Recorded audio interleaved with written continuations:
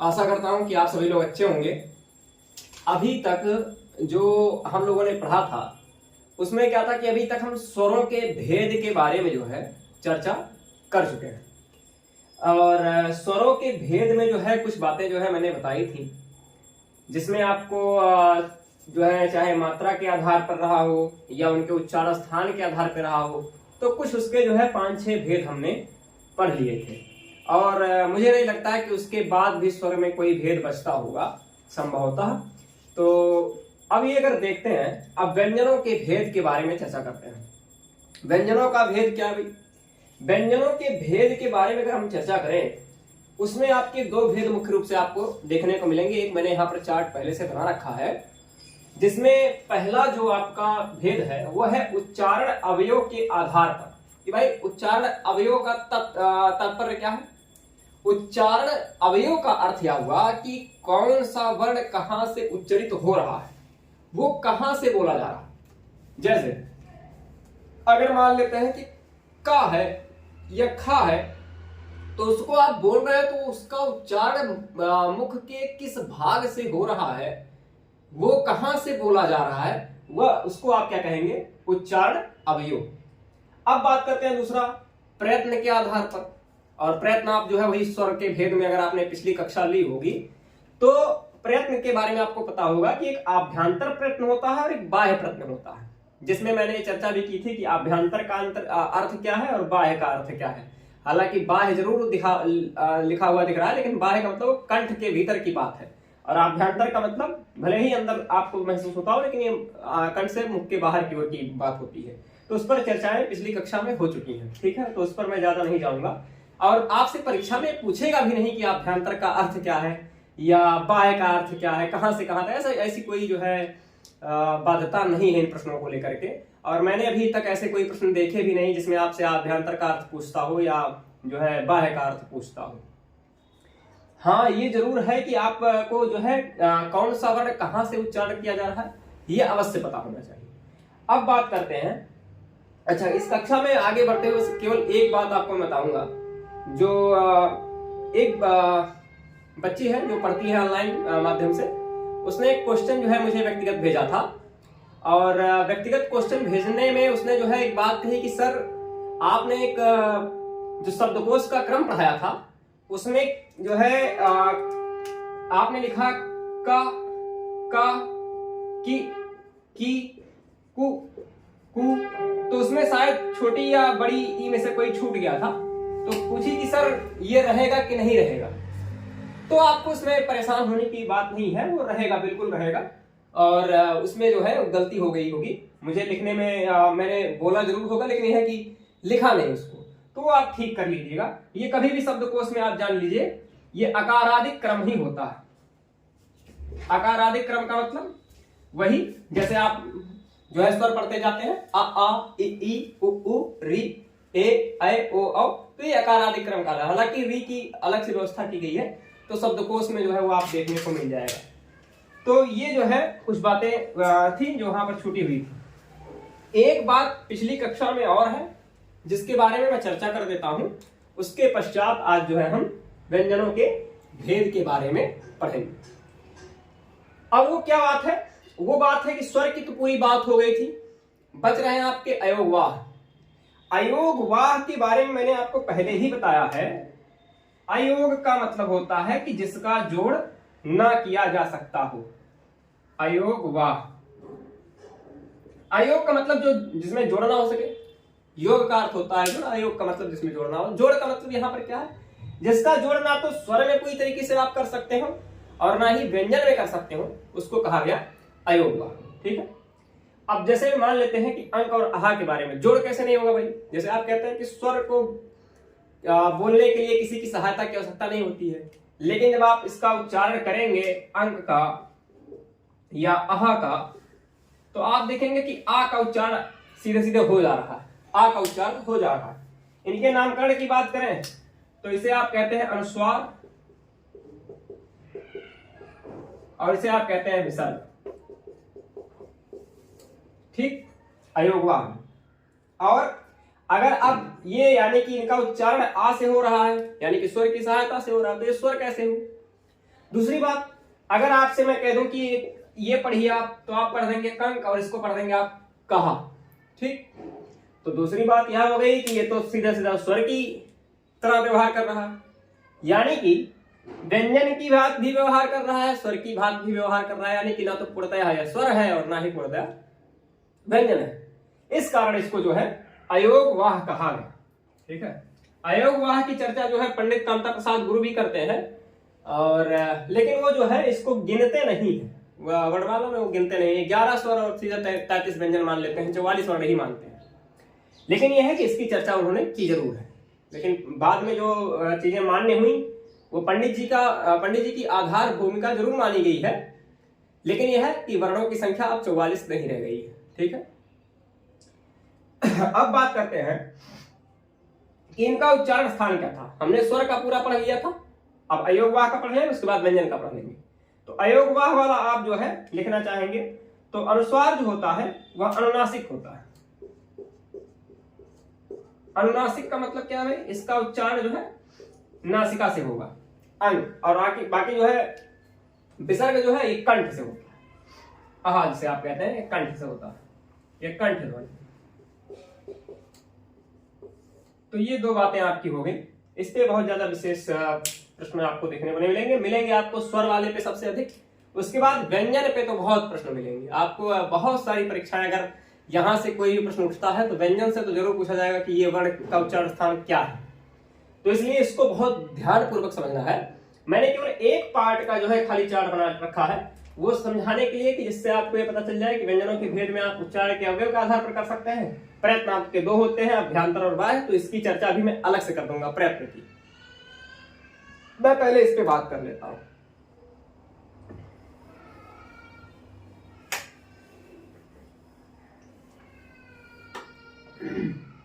देखिए, अब व्यंजनों के भेद में अगर चर्चा करें तो उच्चारण अवयव के आधार पर आपको व्यंजनों को पढ़ना है, जिसमें लिखा है कि व्यंजन में का वर्ग, चा वर्ग, टा वर्ग, ता वर्ग, पा वर्ग, और कुछ मैंने ऐसे ही फुटकर जो है कुछ वर्ण और वर्ण या कह लीजिए अक्षर को लिख रखा है।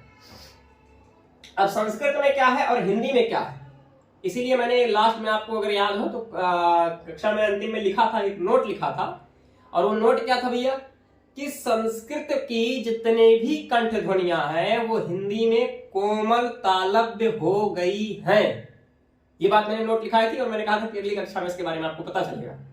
ठीक है, वो जैसे होता है सीरियल में कि एक एपिसोड खत्म होता है तो उसके बाद वो ऐसी जगह पर रोकते हैं कि इससे आपको पता है कि अगले कक्षा में क्या होने वाला। तो ऐसा ही कुछ सीन था, हालांकि मेरा ऐसा कोई उद्देश्य नहीं रहा, लेकिन फिर भी मैंने जो है प्रयास किया था कि वो आपको एक नोट डाल दूं जिससे आपके माइंड में वो रीड रहे कि मैं वो बात बताना चाह रहा हूं और भूले भी ना। तो वो बात ये थी कि संस्कृत की जितने भी कंठ ध्वनियां हैं वो हिंदी में क्या हो गई, कोमल तालव्य हो गई। ये चर्चा हुई। अब वो क्यों हो गई और क्या क्या ऐसी ध्वनियां थी जो है जो कोमल तालव्य में आ गई, उस पर अभी हम इस पर बात कर लेंगे। ठीक है, तो वो आमतौर पर लोग ये गलती करते हैं, हिंदी पढ़ने वाले बच्चे गलती करते हैं कि संस्कृत का उच्चारण स्थानों पढ़ करके जाते हैं और हिंदी के प्रश्नों को ठीक करने लग जाते हैं। तो भाई संस्कृत अलग भाषा है, संस्कृत के उच्चारण जो ये मैं नहीं कह रहा हूं कि संस्कृत से मेल नहीं खाता, बिल्कुल मेल खाता है, लेकिन 90% चीजें मेल खाती हैं, 55% चीजें मेल खाती हैं, 100% चीजें मेल नहीं खाती हैं। तो संस्कृत की बात अलग है, संस्कृत के नियम कानून उसके अनुसार है। ठीक है, लेकिन हिंदी में क्या है, कुछ चीजें बदली गई हैं, परिवर्तित की गई हैं, और ये गलती केवल बच्चे नहीं कर रहे हैं, ये बहुत सारे शिक्षक शिक्षिकाएं, बहुत सारे जो पाठ्यक्रम में किताबें लगी हैं, कक्षा 6, 7, 8 की किताबें जो आजकल सीबीएसई बोर्ड के स्कूलों में चल रही है, यूपी बोर्ड के स्कूलों में चल रही है, प्राइवेट किताबें जो चल रही हैं, उसमें ये गलतियां लिखी गई हैं। हिंदी में जो है संस्कृत के जो है उच्चारण स्थान पढ़ाए जाते हैं। अब जब पाठ्यक्रम में रहता है तो उसमें शिक्षक भी पढ़ा देता है कि हाँ संस्कृत वाला ही पहले जान लीजिए। तो वो चीज है सूक्ष्मता के दृष्टिकोण से, क्योंकि हमको जो मैं पढ़ा रहा हूँ व्याकरण वो खाली कक्षा 6, 7, 8, 9, 10, 11, 12 के लिए नहीं है। मैं जो पढ़ा रहा हूँ वो आप हिंदी की कोई भी परीक्षा देंगे, फिर आप चाहे नेट JRF दे रहे हो या जो है पीजीटी हिंदी का दे रहे हो, टीजीटी हिंदी का दे रहे हो, उससे कोई दिक्कत नहीं है। सारी चीजें जो आपको बताऊंगा बहुत उच्च स्तरीय है हिंदी की परीक्षाओं में, इससे फिर डीप आप चीजें नहीं पूछी जाएंगी। तो इस पर मैं बात कर रहा हूँ। इसलिए अब जो छोटे बच्चे हैं उनको भी ये चीजें पहले से अगर पता चल जाएंगी तो बहुत अच्छी बात है। हालांकि मैंने भी जब अभी तक कक्षाएं पढ़ाई हैं, आप छोटे विद्यालयों में, जब छोटे क्लासों में पढ़ाता हूँ विद्यालयों में 6, 7, 8 वालों को कभी कभी, तो मैं उनको ये नहीं बताता कि ये चीजें कोमल तालव्य हो गई हैं या ऐसा कुछ हो गया है। कारण यह है कि अभी उनको बेसिक जानकारी ही प्राप्त हो जाए कि कहाँ से उच्चारण हो रहा है, वही पर्याप्त है। संस्कृत वाला ही अगर वो जान लेते हैं तो उतना ही उनके लिए बहुत ज्यादा है। लेकिन अब आप जो है आगे की चीजों को पढ़ेंगे। तो अब जो है उच्चारण अवयवों के आधार पर हम देख लेते हैं भाई कि स्थिति क्या है। देखो, स्वर की तो पूरी बात हो गई थी, अब व्यंजन की बात कर लेते हैं। का वर्ग, का वर्ग में भाई क्या होता है? का, खा, गा, घा और अंगा, आपके 5 वर्ण आते हैं। और पांचों वर्ण जो है संस्कृत में कंठ माने गए। कंठ का मतलब कंठ से उच्चरित होते हैं, उनका उच्चारण स्थान क्या है? कंठ है। इसके लिए संस्कृत में बाकायदा एक सूत्र भी लिखा जाता है, अकुह विसर्जिया नाम कंठा। आ का मतलब भाई, अकुह विसर्जिया नाम कंठा का मतलब ये होगा, आ का मतलब कि दोनों आ, दीर्घ या लघु दोनों की बात हुई। कु का मतलब कवर्ग, का खा ग घ, आ कु हा, हा से मतलब होता है हल वाला, ठीक है। तो हा हो गया, दोनों आ हो गए, और का वर्ग के का खा ग घ अंगा, ये 5 वर्ण हो गए।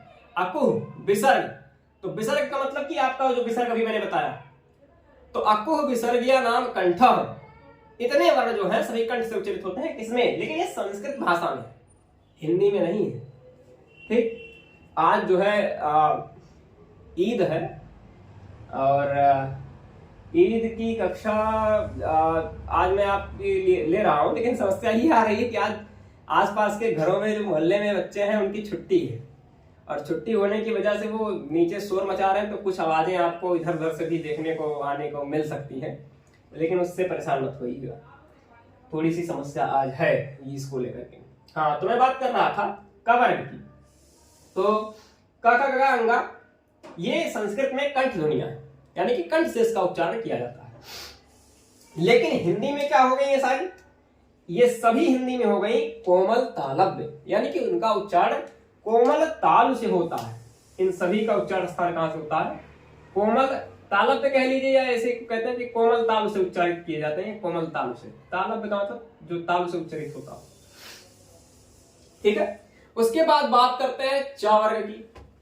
चा वर्ग में कोई जो है विशेष परिवर्तन नहीं, ठीक है।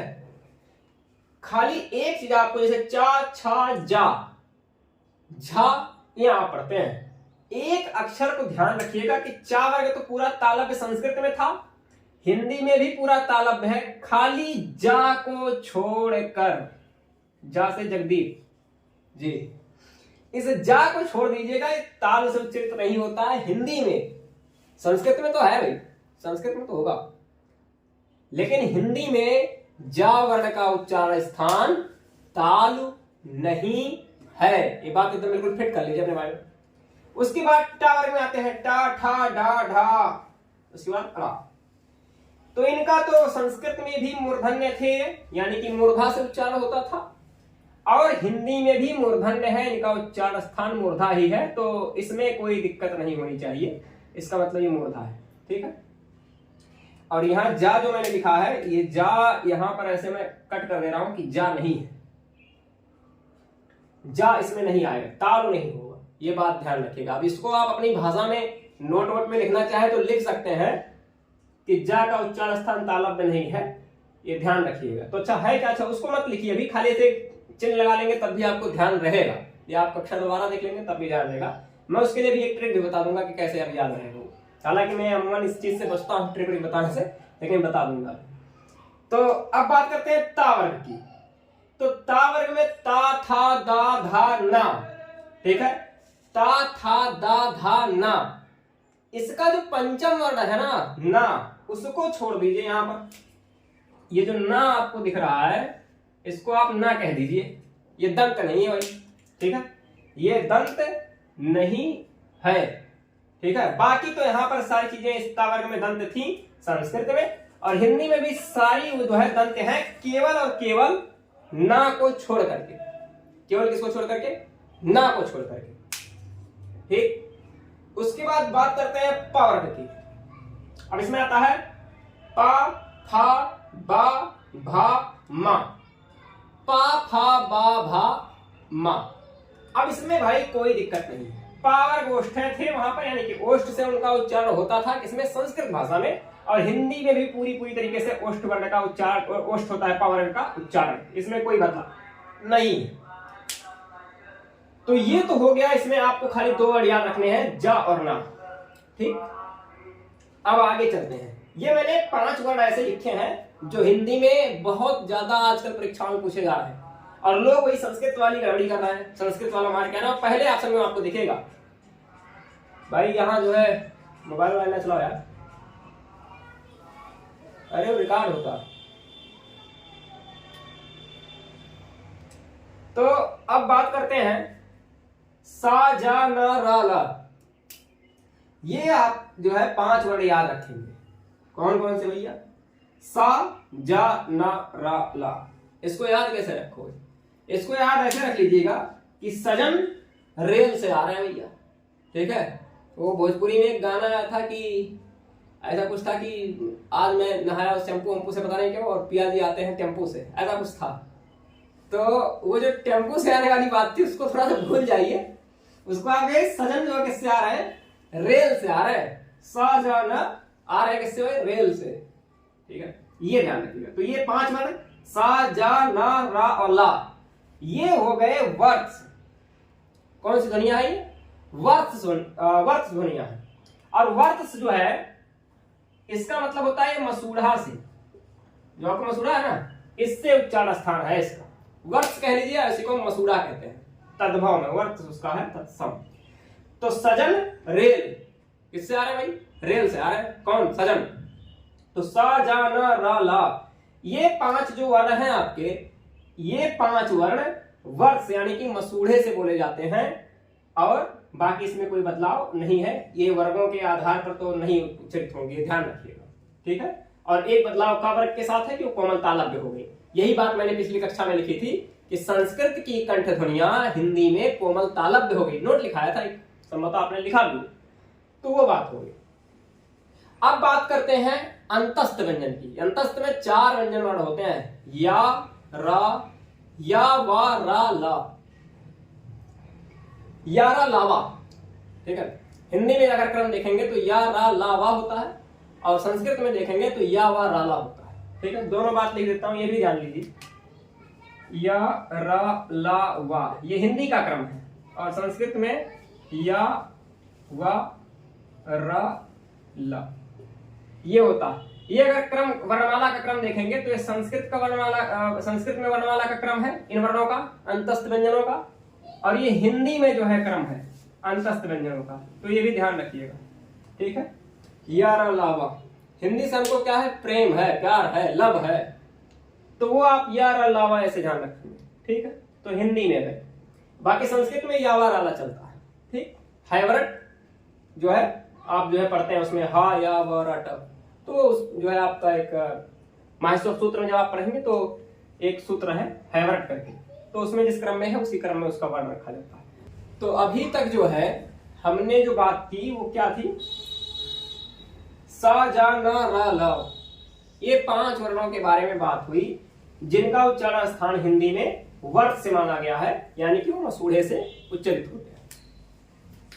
अब बात करते हैं अंतस्थ व्यंजन की, जिसमें आपको मैंने बताया कि या, रा, ला, वा, ये आपके 4 हैं।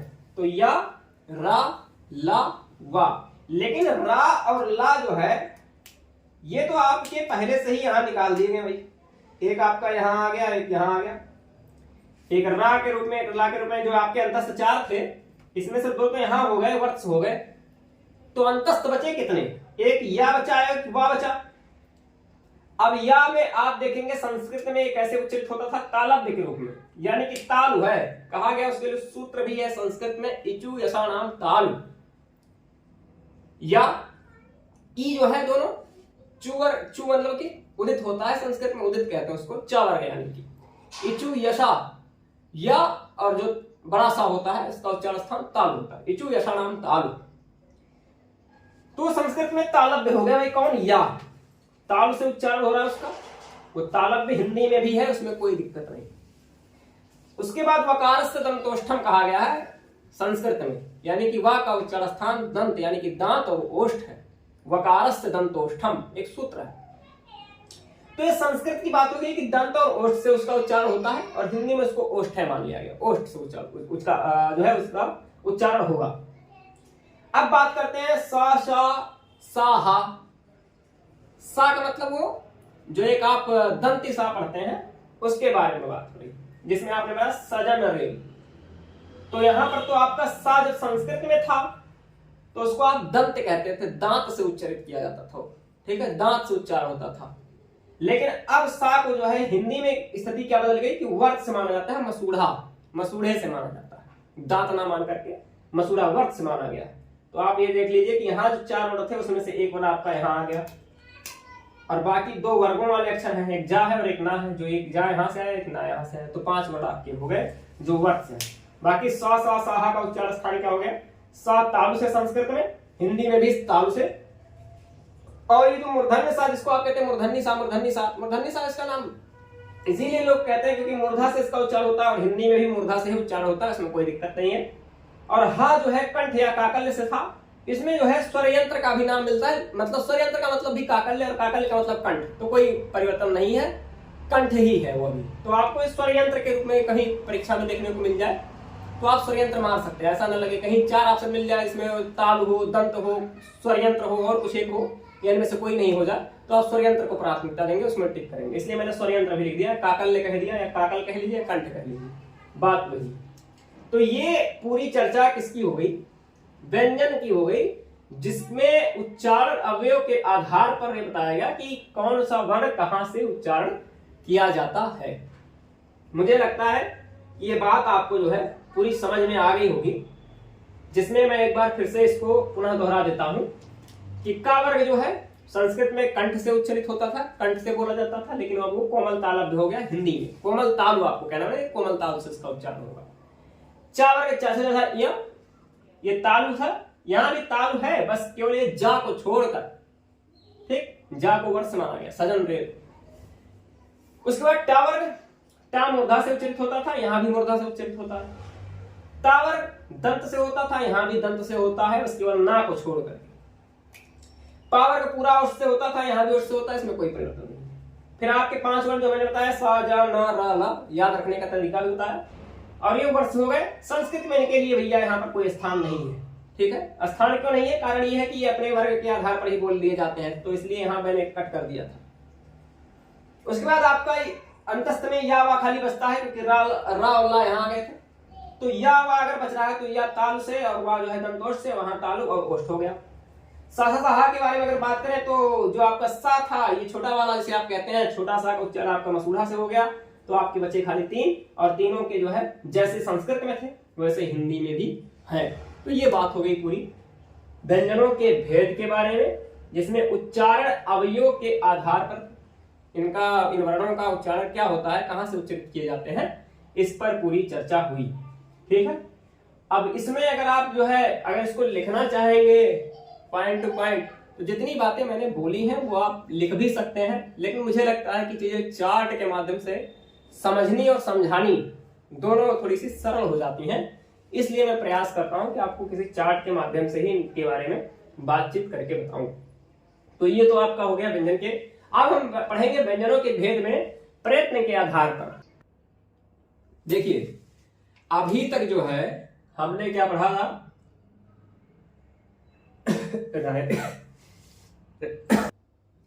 अभी तक जो है हम उच्चारण अवयव के आधार पर जो है जो व्यंजन वर्ण थे वो कहां से उच्चारित होते हैं ये हम लोग पढ़ चुके हैं, ठीक है। उसके बाद जो दूसरा भाग था जिसमें आप प्रयत्न वाला भाग देखते हैं, उस प्रयत्न वाले भाग में जो है हमने 2 उसके भेद कर लिए थे। एक भेद था आपका आभ्यंतर और दूसरा था बाह्य, ठीक है। कुछ लोग इसको अभ्यंतर लिखते हैं लेकिन वो उचित नहीं है, आभ्यंतर ही आपको लिखना होगा जैसे लिखा हुआ। अब बात करते हैं कि इसमें क्या क्या चीजें हैं। कुछ जो है ये जो आभ्यंतर के अंतर्गत कुछ बातें हैं, मैंने उसको नंबर से डाल दिया है कि 1 2 3 4 5 6 और 7 और 8 वह बिंदुओं में बात पूरी हो गई थी। उसके बाद बाह्य में जो है मैंने 4 भाग किए, 1 2 3 और 4, ठीक है, जिसमें आपका अल्प प्राण, महाप्राण, अघोष और सघोष, जिसको आप घोष भी कहते हैं, उसकी चर्चा। आभ्यंतर के बारे में अगर बात करें तो इसमें आपका स्पर्श व्यंजन, स्पृष्ट व्यंजन, स्पर्शी, या सीधा सीधा आप जो है स्पर्श व्यंजन भी कहते हैं, सीधा सीधा स्पर्श व्यंजन जिसे आप कहते हैं, या वर्गाक्षर जिसको आप कह देते हैं। उसके बाद आ जाता है अंतस्थ अर्धस्वर या ईसत स्पृष्ट। उसके बाद लुंठित या प्रकंपित, या इसी को लोढ़ित वर्ण भी कहते हैं। उसके बाद भाई पार्श्विक है और उष्ण संघर्षी है। उसके बाद द्विस्पृष्ट है, उसी को ताड़न जात कहते हैं या उत्क्षिप्त कहते हैं। ठीक, अंतिम में आपका सातवां जाता है स्पर्श संघर्षी। उसके बाद नासिक या अनुनासिक या पंचमाक्षर, जिसके बारे में पहले भी चर्चा हो चुकी है, लेकिन इसको भी आप एक साथ लिख लीजिएगा।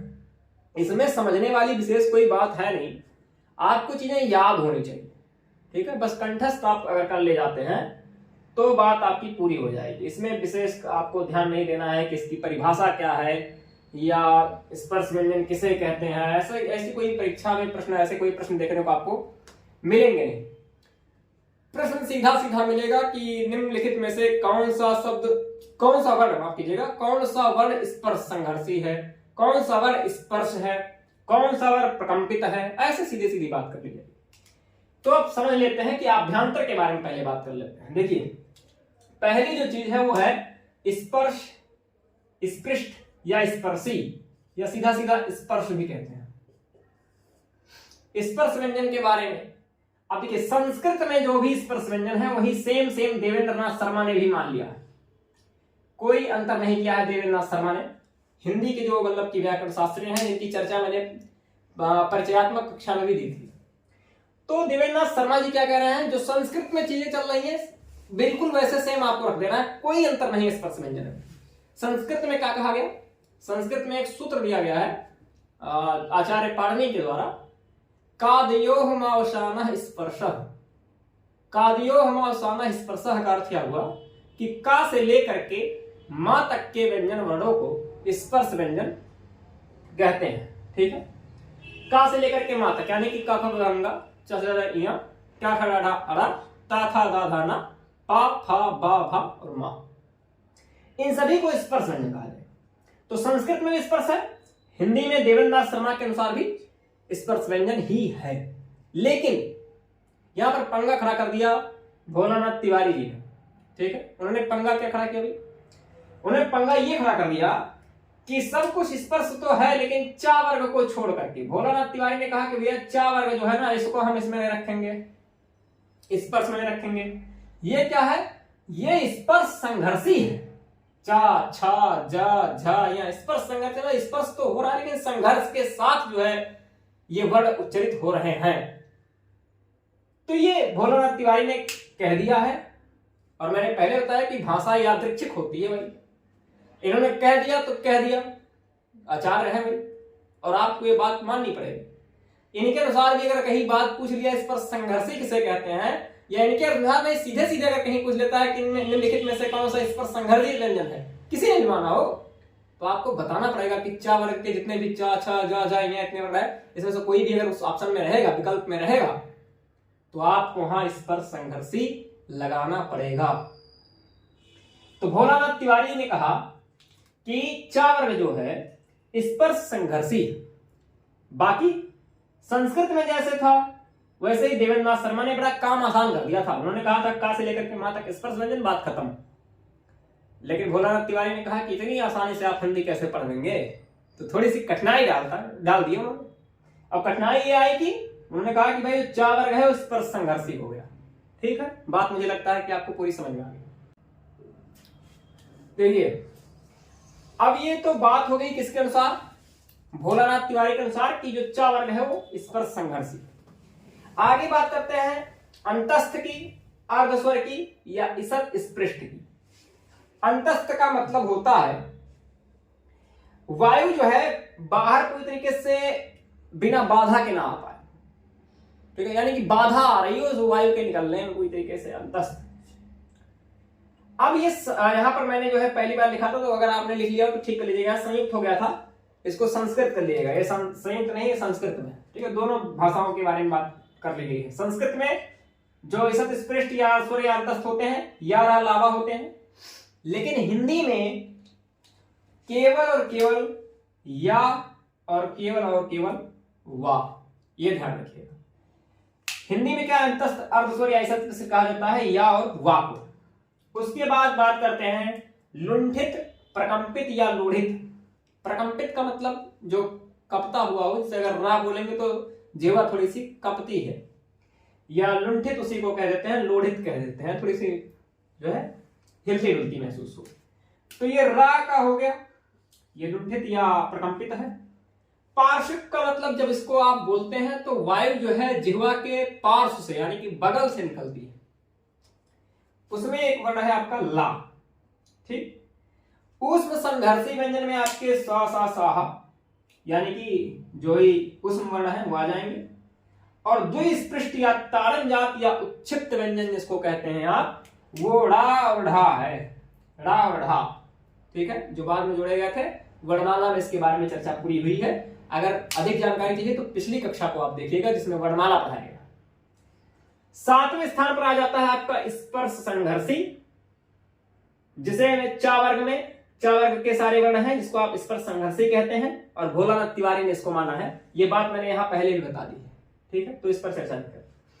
8वां जो है आपका नासिक या अनुनासिक या पंचमाक्षर। नासिक का मतलब जिन नासिका से ध्वनि निकलती हो, नाक से ध्वनि निकलती हो। अनुनासिक का भी मतलब बता चुका हूं। पंचमाक्षर का मतलब 5वां अक्षर, का ख ग अंगा वर्ग का 5वां अक्षर। हर वर्ग का 5वां अक्षर आपका नासिक के होता है या अनुनासिक होता है, जिसमें अंगा, या, ड़ा, ना और मा, ये 5 वर्ण आपके हैं।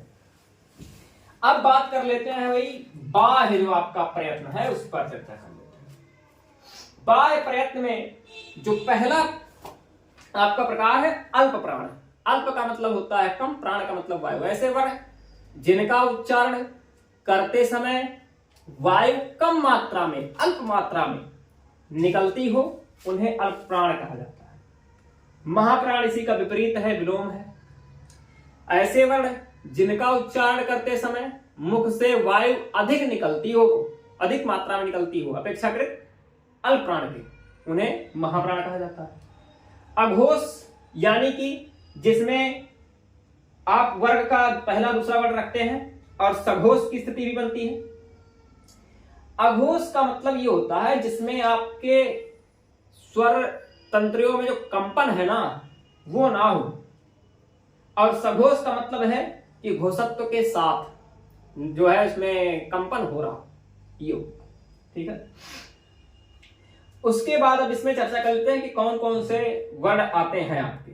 ठीक है, कौन कौन से वर्ण आपके हैं। जैसे अभी बात की अल्प प्राण की।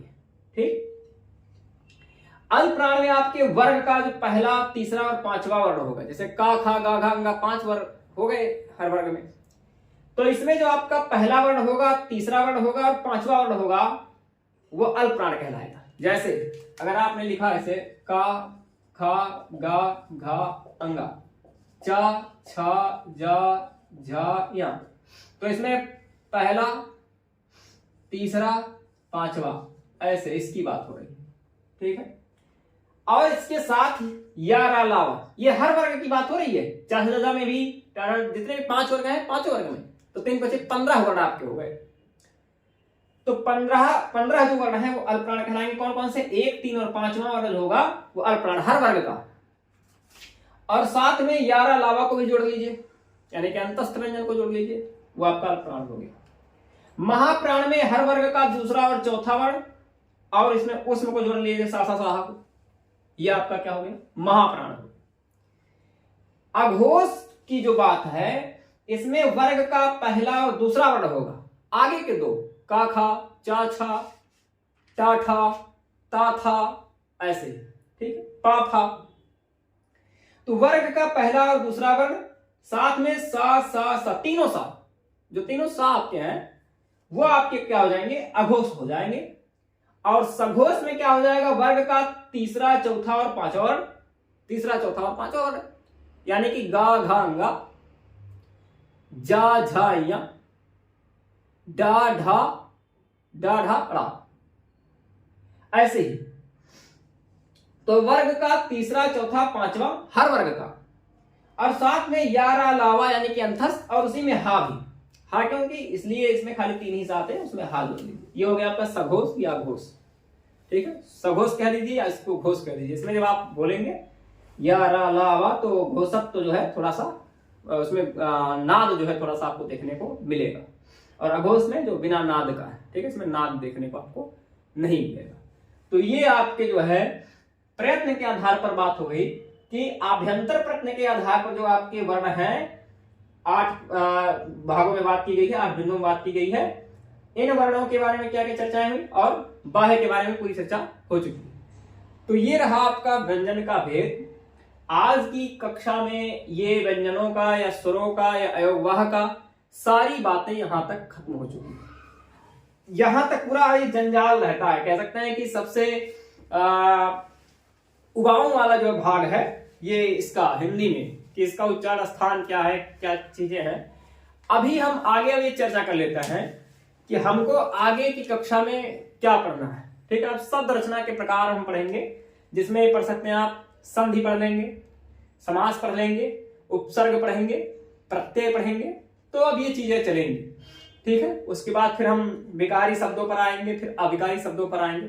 विकारी शब्दों में आपके 4 हो जाएंगे, जिसमें संज्ञा, सर्वनाम, क्रिया और विशेषण। और अविकारी में आपके चलेंगे क्रिया विशेषण, संबंध बोधक, समुच्चय बोधक और विस्मयादि बोधक। तो ये 8 हो गए आपके ये। उसके अतिरिक्त हम लोग निपात को भी पढ़ लेंगे। तो यहां तक बात अगर पहुंच जाएगी, उसके बाद हम और व्याकरण में आगे चीजों को पढ़ेंगे।